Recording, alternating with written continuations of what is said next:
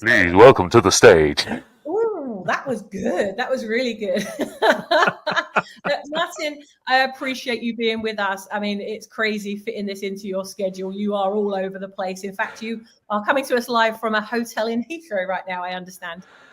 That's correct, yeah. And we were just talking earlier about some of the crazy things you have to do. So I've kind of got padding against the windows using the pillows, just trying to dampen some of that sound out. Hopefully, you guys can't see the pillows over here, so you can't see this is actually a bedroom.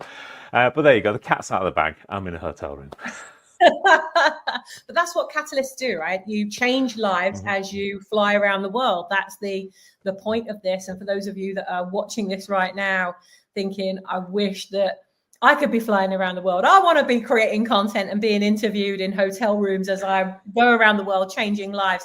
Martin, for those that don't know you yet, which is a complete travesty, but for those that do not know you yet, can you give a little introduction to who you are and why you said yes to being part of this incredible book and summit?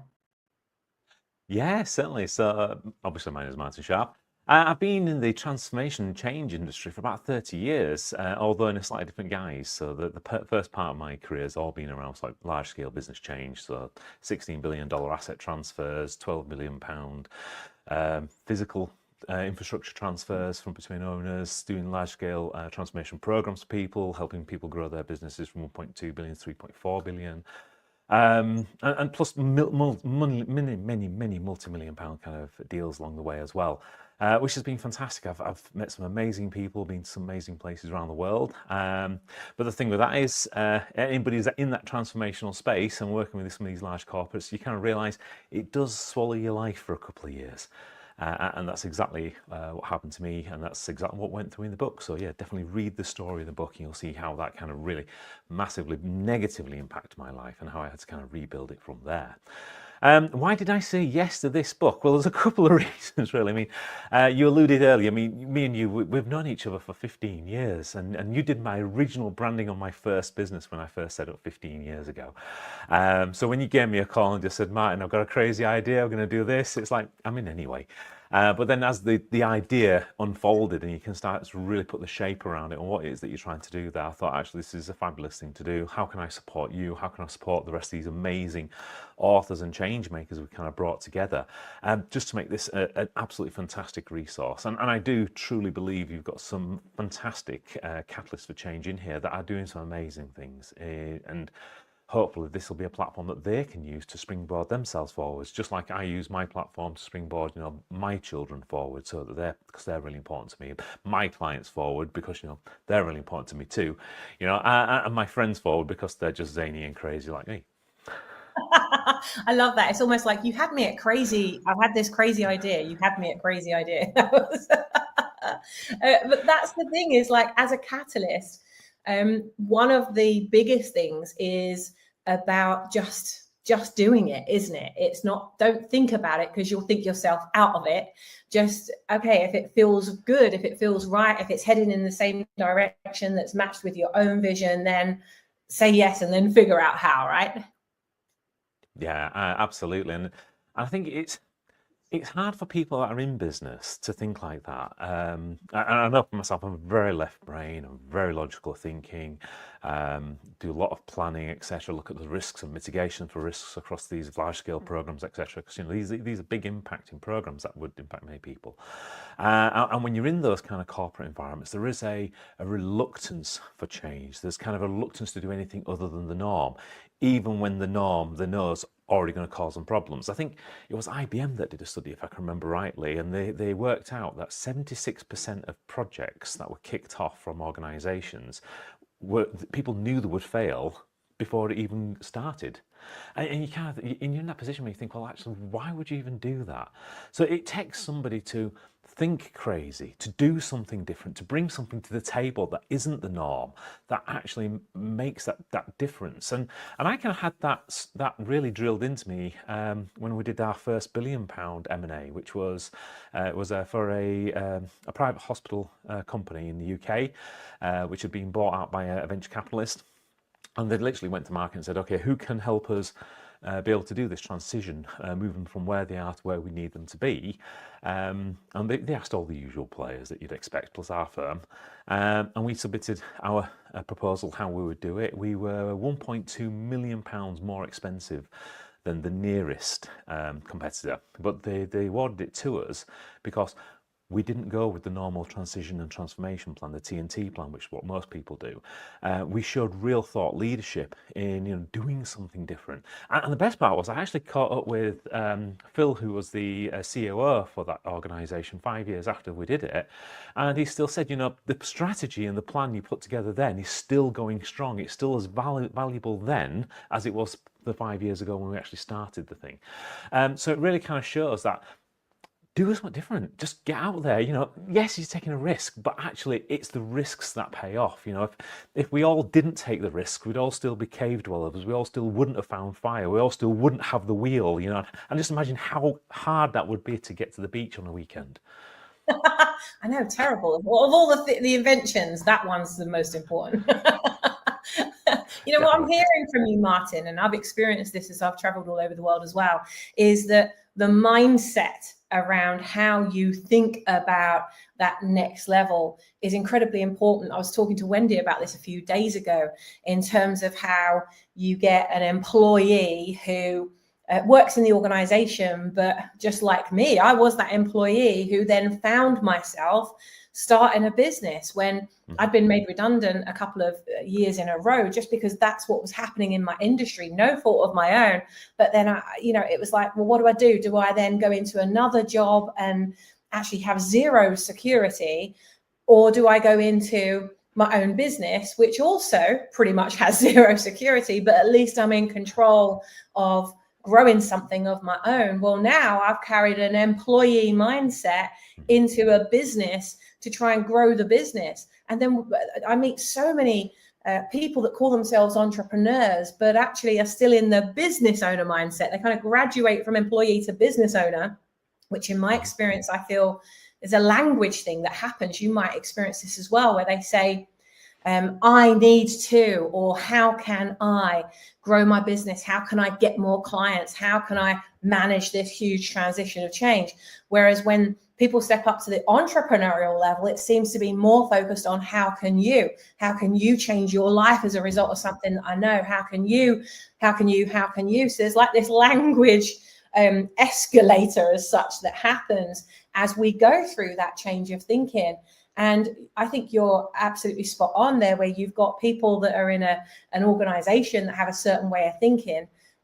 Well, that thinking, as Einstein said, the thinking that got you into the problem isn't going to get you out of it.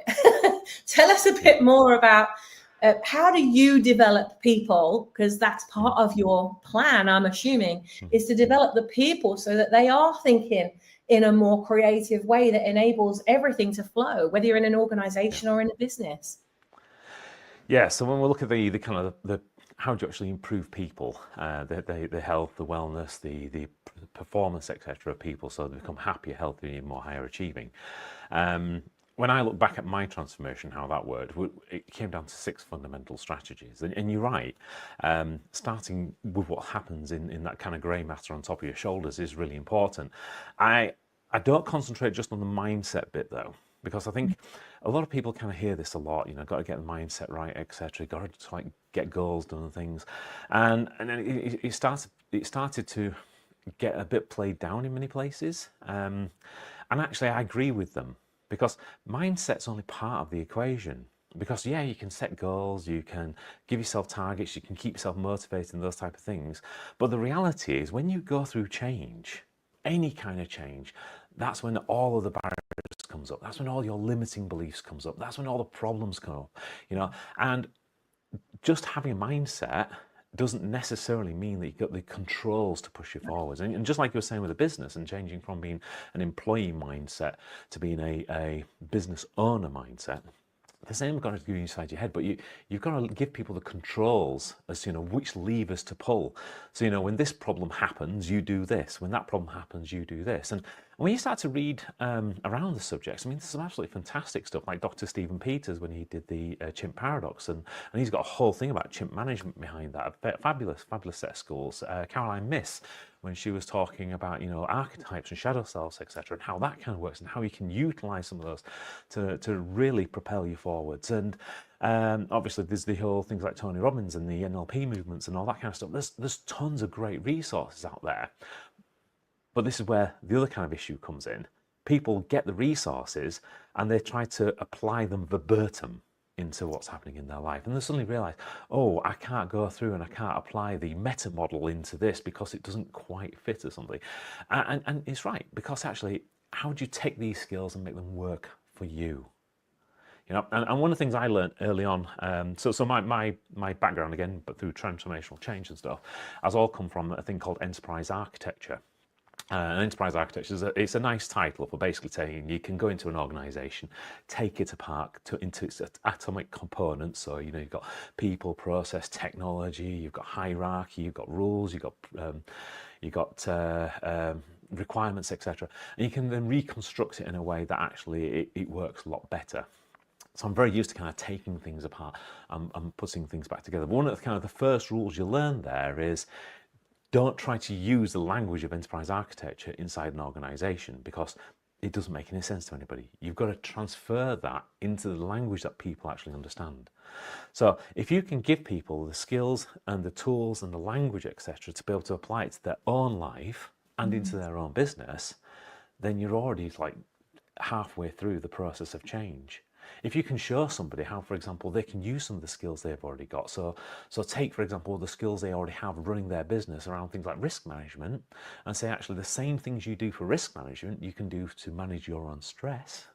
You know, because you can mitigate stress, you can manage stress, you can outsource stress, you can accept stress. And in fact, the crazy thing is, when you accept stress, psychologically speaking, your stress level goes down. And all you've got to do is say, I accept the stress. But nobody thinks about it that way. Nobody actually goes through that process, because they've got these great skills that they apply in their business. But then it's saying, okay, well, now take that great skill, the great capability you've got, and apply it to your life. And then automatically you've got this amazing change that they can go through. And then the best part is it's reciprocal, because everything then that they get for their life feeds and helps their business as well. Of course, of course. I think that's a key thing there, that many companies, they're thinking so much about the bottom line, and they're doing the how can I make sure I increase this for our department, how can I increase productivity, reduce illness. They're looking at all the things that they can do, but actually if they look at the whole person, they would be happier outside of work, which they bring into work. If that person is happier elsewhere, then it all just seeps into everything, doesn't it? I have a really clear set of criteria. It says things have got to either make money, save money, or keep people out of jail. Usually the CEO, right? And you know, when it comes down to people and people you've got in your organisation, you know, regulations are getting tougher. The regulators are starting to get teeth now, legislators, etc., with regards to the employee well-being and health and wellness. Not just a case of, you know, give them, or is it Medicare or something, or health insurance or dental insurance, etc. You know, that's like the basics, isn't it? That doesn't actually help anybody in the case of, you know, their day-to-day, you know, health, rather than just being sickness care. And so that's kind of the first piece. The second piece around, you know, how can you start to look at saving money? You know, even if we just look at the UK, you know, 16% of most people's profit line goes on sickness, right? So that's a straight, easy one to be able to look at. Plus, being able to stop people from being sick means that you've got them there being productive in your business again. Let alone the fact that they've also got a higher rate of presenteeism these days, which means you've got people coming to work not doing the job. So at least when people are sick and they're off, you can see they're not doing the job, and you can do something about it. It's right? almost worse that they're sat there and they're actually they're physically live there and it's still not getting done. Exactly, because the old adage of being forewarned is forearmed. If you've got somebody there who you believe is doing the job, you know, everything seems to be doing okay, and then the first time that you get a real alert is actually when a real problem appears. that's too late. You know, it's a bit like, for Mhm. example, hydration. At the point where you're feeling thirsty, that's it. You're actually dehydrated, Yeah. and you need to keep yourself hydrated better. And then the final one, making money. You just alluded to it earlier. You know, a happier, healthier workforce. You know, they're more willing to put in that extra bit of effort when they need to. They come up with more ideas. They come up with solutions better, become more Yeah. solution focused. They're more friendly to deal with, which means that people want to be around them, which means things like customer service and sales, etc., improves just no end. Yeah. So yeah, there's so many great reasons for being able to do this, but because it's kind of a soft, touchy-feely kind of subject for many organisations, it's not like hard numbers. It's hard for some of them to actually swallow it. Yeah, but the organisations that have, and that includes you that's watching this right now. You know, you might not be Microsoft yet. You might not be the size of Apple yet. You might not even have the heart for building something that big. But what we can tell you from very painful experience that both of us have learned the hard way is that even when you are the only person that's behind the idea, it's even more important that you are treating yourself this way that we're talking about now, because that ripples out. How you treat yourself will be how you treat others, and also they're going to be modeling you. We see this with children. You know, your children are the same, that they're modeling you. They're looking up to you to say, well, you know, if you're burning yourself out, then that's how I need to be. If you're not looking after yourself, then that's what success looks like. If that's what you're doing, then that's what we'll do. Goes the same for your clients. Your clients will model who you are being and what you are doing. So I think this is a really good opportunity, Martin, for us to take that step back right now in this moment and say, how am I being? Oh, massively. And yeah, there's some interesting stories out there about it. Like when I was over in the US doing a piece of work there, I was in an organisation in Boston. I literally sat there and just watched just people watched, see what was going on in the office, and Oh, I it do was love crazy people because watching. yeah, they do some crazy things to people. But yeah, the guys are coming in, people are coming in first thing in the morning, like around about 6 o'clock in the morning, because everyone felt they had to be there before the boss arrived. And people wouldn't leave till 8, 9 o'clock at night because they felt like they couldn't be there while the boss was still in the office. It's showing how long ago it is because it's, you know, pre-COVID, right? But the actual productivity that was happening during, you know, 6 till 9 was incredibly low, because what they would do is they'd come into the office, they'd switch the computer on, they'd go down to the coffee room, they'd make themselves a coffee, they'd be chatting with friends, etc., in that room for maybe half an hour, 40 minutes, then come back to their desk, they might do 1 or 2 emails, something, then they'd get up and they'd go. And what I was finding out, they were getting up and they were going doing things like putting the laundry in, or they go to the gym, etc. at that point in time. Then they'd come back, you know, an hour or two later, they might do a bit more work, etc. Then everyone's off to lunch. Yeah, and then they come back an hour or two later, they do maybe a bit more work, and then everyone's off on some other errand somewhere. And I could probably count from the whole period of time, they may have got 6 hours of work done, maybe 4 for some people. And you think, well, how productive that is really. And yet you've created this kind of toxic environment because, you know, people feel like they have to be there.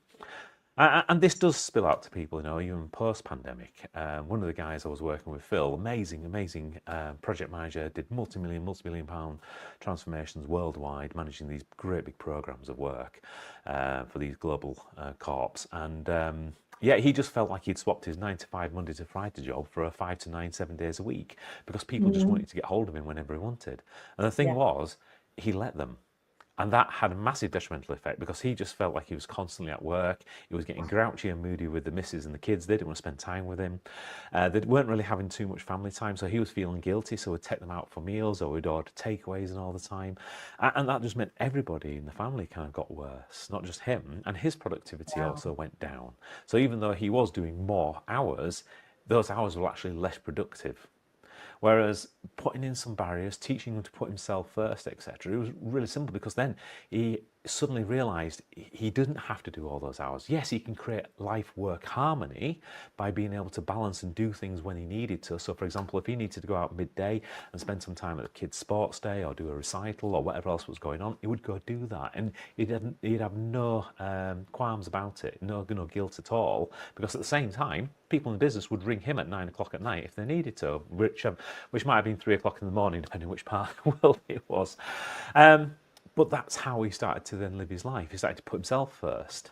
and put the barriers in place and schedule it out in his diary, and even do things like, you know, he knocked on the head doing the whole meals out and stuff, and started cooking at home with his kids, and his kids really enjoyed that time with him. But the best part was when he sent me a text message, literally just said, I've just done the monkey bars with my boys, and you could just, even just those simple words, you could see the happiness in those words. And now I get messages every now and again saying, I'm just doing this cycle ride with the kids, or I've just been doing that, and it's transformed his life, but not just transformed his life as a person, it's transformed his life also in the business, because the business gets what it needs, that flexibility, and for him to be available, he's more productive in the hours that he is available, and he's not getting burnt out. Martin, I want to turn the attention to your purpose and how it came about, because knowing you as long as I have, I don't ever remember you in the early days saying, you know what, in the future, in 15 years from now, you and I are going to do an interview, and we're going to be talking about how I have done, and I don't want to give the game away because I want you to do that, but I want to lead with something that you wrote in your chapter for you to take us on that little next journey. And guys and girls, I've just put it on the screen right now. You can go to that link right now and order your copy of Catalysts of Change, because as those of you that are watching this live with us right now, the book launched today. So we're very, very excited for you to go and buy the book, and you can read Martin's full chapter in there. But also remember, there are masterclasses that come with it. So don't go buy it straight from Amazon. Make sure you buy it from this link. It will ultimately take you to Amazon to buy the book. But what it means is, by going through our link, you will then also get access to all of the bonuses and the masterclasses and everything that we're going to be running over the next 12 months as well. We do not want you to miss out on that. If you go straight to Amazon, you won't get any of the bonuses. So make sure you go via the link that's on the screen right now. So Martin, in your chapter, you say, that day, standing in the theme park with my children, I promised myself I would transform.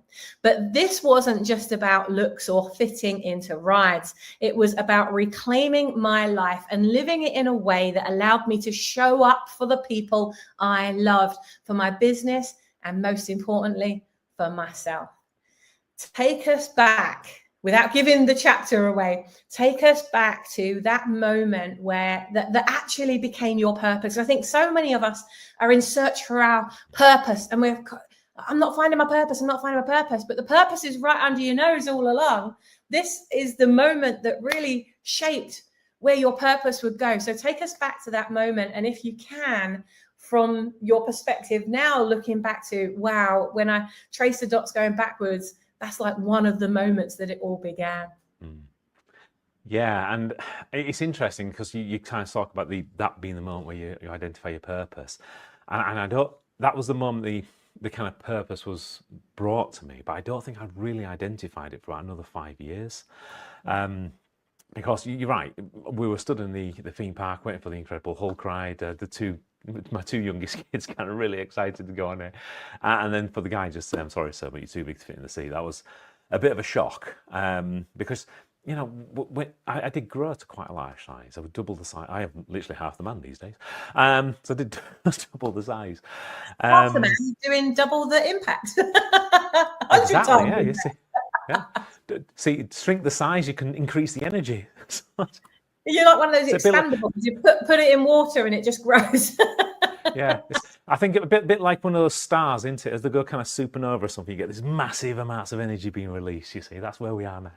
There we are. Good enough. Because we are all made of carbon at the end of the day, so you know we are all made of stardust. So yeah, it was at that moment where that kind of came off, and it was a shock, and it kind of spurred me into action. But it kind of just spurred me into action that everybody does. So you know, when everyone has a shock, you know, you go see the doctor and they say, "Oh, your diabetes is almost on the way now," or you know, you really should be losing a few more of those pounds, because you know that's how polite the doctors usually are. Not. And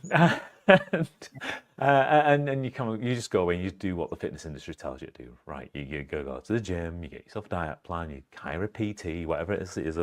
And for me, it just didn't work. It didn't work for the next year that I tried it. I tried alternative things, we did things like karate, kickboxing, etc. That didn't kind of work. Tried more diets than you can shake a stick at. I've got an incredibly understanding wife. Thank you very much, Sarah, for being with me for my entire life. She's amazing. Yeah, we tried everything from my perspective, and yeah, after 5 years, I think the only thing I felt was that the only pounds I was losing was from the wallet, not the waist. And yeah, something had to change because I wasn't happy. I didn't like who I was for those 5 years. I just felt exhausted. I had less time with the kids, which that was the real bit that really grated. So I was trying to put time on me, and just nothing was kind of working. And we kind of had the decision to say, okay, let's stop. And I'll let you read the book for all the details. I'm trying to very much give me a quick Tracy.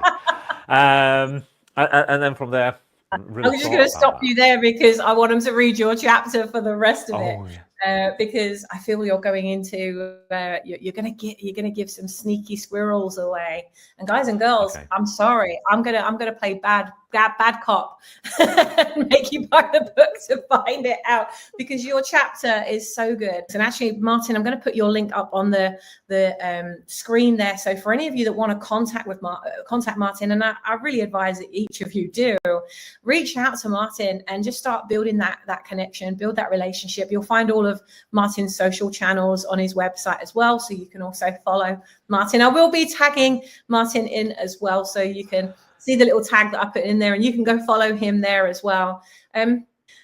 I can't wait to dive into your masterclass. Have you got any little sneaky peeks for us about your masterclass that's coming up? Which, by the way, guys, when you sign up for the book through the link that I gave you a little while ago, I'll just get that back up on the screen again. Sign up via this link, and you will then receive emails about what's coming up and who's doing which masterclass and when. So make sure you go buy the book at that link now. So have you got a little sneaky peek, just like a 60-second sneaky peek into what we could do on your masterclass when we come and join you? Yeah, absolutely. So I'm literally going to be giving everybody the 6 fundamental strategies. So you guys are going to have those. That's my gift to you, effectively. So you can see how you can reshape your life, because it is so much more than what the other people tell you. And then the two kind of biggest issues I find with people is, one is what's the fitness industry say? Eat less, move more, which can give you some really bad habits. Ask me how I know about that. And then the other bit about it is fitness influencers, where people are trying to fit somebody else's life into their life. You've got enough trouble trying to fit your own life into your own life. So find things that fit you, not trying to fit somebody else's life into your life. Just because it works for them does not mean it's going to work for you. You've got to find out how your body works. What's the mechanics of your body? How's your mind work? So these 6 fundamental strategies are there really to give you the building blocks that you can use to start your journey and propel yourself forward. So I'm sharing that with you as my gift to you guys. I'm so excited for that, guys and girls. Go and sign up for the book. Go buy the book. Buy the book, and please, please, please share it with everybody that you know. We will be doing a little competition. So for those of you that take a screen right now, Martin, let's pull a good happy face. For those of you that, oh, look at that. What is that? Did you know that it would do that? Yeah, it's one of those Apple thingamabobs. So yeah. Wow, I feel like I need one of those. I obviously don't. I don't have the power. You should do it. Just go with the rock and roll symbols. Go for it. You've got it. Will you do it? I'll show you how to turn it on later. You've obviously got. He's got the power, Martin. I'm very excited to find out more about everything that you're doing, and we will do that on the masterclasses. So guys and girls, go to the link, buy the book, share it with other people, capture that picture. Or what you could do is, once this is finished going live, you can go back, find that moment while Martin had like Superman's laser beams coming out, take a selfie and share that on your social media channels. Tag me in, tag Martin in, and we will be doing prizes all throughout the week for those of you that share it and keep sharing it all throughout the week. So thank you for Martin for making the time. I know that you are at a public speaking event right now, so you need to get back and be helping them to get their messages out in the world. Is there any final thing that you'd like to leave us with as we move out of your interview today? Well, just remember, you've only got one life. You've got to live it, okay? So you be good to you today so you can be the good to others tomorrow. I love that. Love, love, love that. Be good to you today so that you can be good to others tomorrow. Martin, thank you once again. Thank you to each and every one of you for tuning in. Please share this and let's get catalysts of change out to as many people as possible. I know that you sitting here right now, there is a catalyst that is way bigger than how you are showing up right now. There's a catalyst inside of you that might be part of the next book. You might have a little idea, but you're not quite sure what to do with it. You are going to get to meet all of the mentors, including myself, that can help you with that. So don't sit thinking about it. Stop hiding behind the dream. Start getting out there and start doing it. We will see you on the next interview. Bye-bye for now.